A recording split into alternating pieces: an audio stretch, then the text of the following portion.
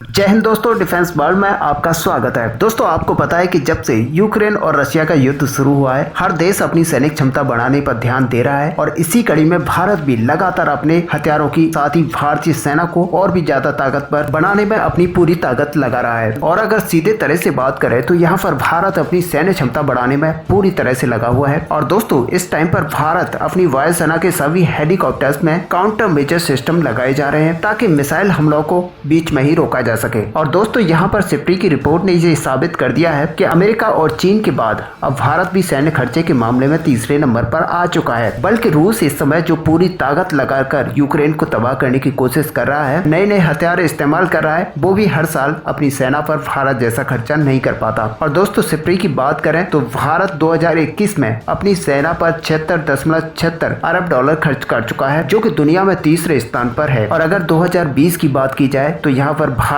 ने 2020 के मुकाबले 2021 में करीब 12 अरब डॉलर एक्स्ट्रा खर्चा किया है। और वहीं दोस्तों, अगर 2012 से अब तक की बात की जाए तो भारत के रक्षा बजट में अब तक 33% की बढ़ोतरी हो चुकी है। यानी कि अगर सही मायनों में देखा जाए तो धीरे धीरे सेना की हर वो जरूरत पूरी हो रही है जिसकी सेना सालों से मांग कर रही थी। और दोस्तों, इसी में एक बड़ी खबर ये भी सुनने को मिली है कि भारतीय वायुसेना के सबसे फ्रंट फाइटर जेट यानी कि सुखोई को हाईटेक तकनीकी से लैस किया जा रहा है। और दोस्तों, इसको कुछ इस तरह की तकनीकी से लैस किया जा रहा है जिससे कि यह पूरी तरह से राफेल की तरह बन जाए। और दोस्तों, एक बार जब ये सारा सिस्टम लग जाएगा तो सुखोई लड़ाकू विमान हमारा राफेल लड़ाकू विमान के मुकाबले बनकर तैयार हो जाएगा और फिर दोनों ही ये जेट दुश्मन पर पूरी तरह से काल बनकर टूट पड़ेंगे। दरअसल दोस्तों, यहाँ पर HAL और BEL दोनों कंपनियों में एक करार हुआ है जिसमें कि यहाँ पर IRST सिस्टम को मजबूत किया जाएगा और Su-30 में इसको लगाया जाएगा। और दोस्तों, ये सब करने के पीछे मकसद एक ही है कि राफेल लड़ाकू विमान की तरह सुखोई को भी मजबूत किया जाए। और क्योंकि आपको पता है कि भारत के पास सुखोई लड़ाकू विमान काफी बड़ी संख्या में है और ऐसे में भारत अगर इन लड़ाकू विमानों को मजबूत और अच्छी टेक्नोलॉजी से लैस कर लेता है